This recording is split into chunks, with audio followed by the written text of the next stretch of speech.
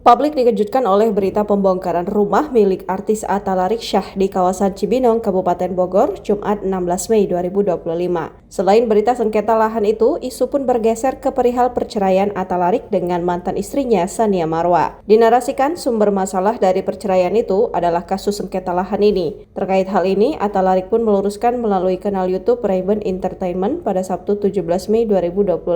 Menurut bintang sinetron Putri yang ditukar itu, permasalahan sengketa lahan jauh lebih dulu terjadi sebelum ia dan Tsania Marwa menikah. Yang penasaran saya, apa jangan-jangan dorongan terbesar kita berpisah itu karena urusan tanah? Ini loh, kita kan nggak tahu gitu loh, kata Atta Laryk dikutip dari tribunnews.com. Bahkan permasalahan sengketa tanah yang dialami Atta Larykshyah itu lebih tua dari usia karir keartisan Tsania Marwa. Masalah tanah ini lebih tua daripada usia karirnya dia ya. Ingat aja, permasalahan tanah ini jauh dari pernikahan. Imbuhnya, dalam kesempatan itu, ayah dua anak tersebut tak setuju upaya hukum yang ditempuhnya guna menyelesaikan permasalahan itu dikatakan kalah.